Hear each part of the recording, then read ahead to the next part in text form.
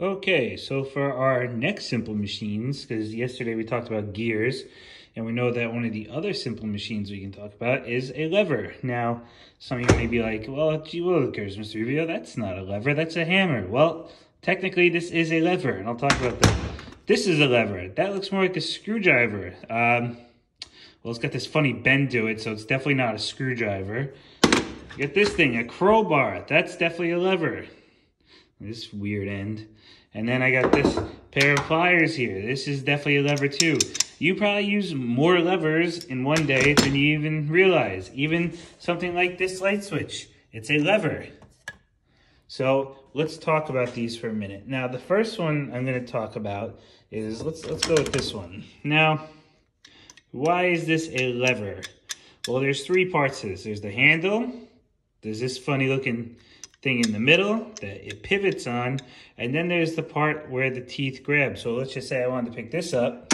I can squeeze the handle together and I'm able to pick up this other lever. So the three parts that we need to know are called, the middle is called the fulcrum. This is called the effort, because I'm using effort to squeeze, and this part is called the load. So if I were to pick up this battery with the lever, that is where the load is. I'm picking up that battery. I'm using effort to squeeze the handle together.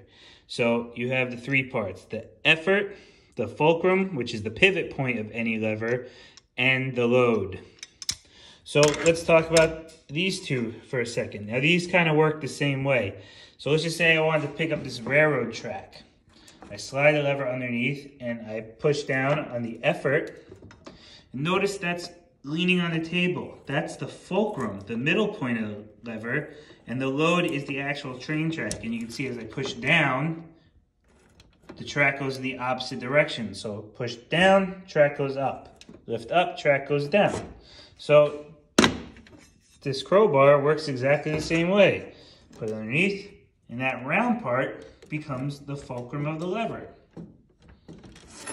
Now, some of you might be like, well, Mr. Rubio, you mentioned that hammer. Well, the top part, this is called a claw hammer, by the way. There's different types of hammers. There's not just one. This part is the claw. And what do we use this part for? Anyone know? You use it to remove nails. I have a screw head sticking out. Just to kind of show you, if you had a nail, you put the claw in there and it can pull the nail out. It's a lever. The load is the nail, or in this case, a screw. The fulcrum is the hammer head, and the effort is my hand pushing on the handle. Now, the longer this handle is, the easier it's going to be to pull that nail or screw out. So that's because you have mechanical advantage. So the longer the handle, the easier it's going to be.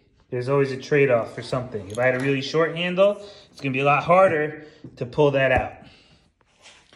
Now, like I mentioned before, there's levers everywhere. Even on this train we talked about yesterday, there's a lever to put it in reverse. There's a forward lever. That goes down to the electric motor and controls what the motor does. So there is a pivot or a fulcrum down inside the locomotive. Our example of the light switch before, this is called a rocker switch because it rocks back and forth to turn the light off or turn the light on. This middle part is a fulcrum. So levers are used a lot in a lot of different applications. Oh, one other example of a lever, this thing. Your arm, your elbow is a pivot point.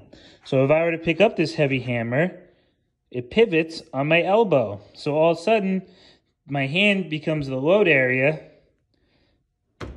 and I use my muscle to lift up the hammer. So there's levers all over the place. So what I'd like you to do is come up with a list of things that are levers, just to kind of give you an example of what I'm looking for. A wheelbarrow is definitely an example of a lever. You have the wheel, which is the fulcrum. The load goes in the barrel, and the effort part is the handle where you lift up. So think of, let's do five. Make a list of 5 different things that you can think of that are levers.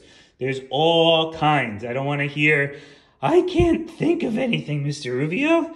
Well, I just put some examples here. I just gave you the example of the wheelbarrow. There is a ton of levers out there.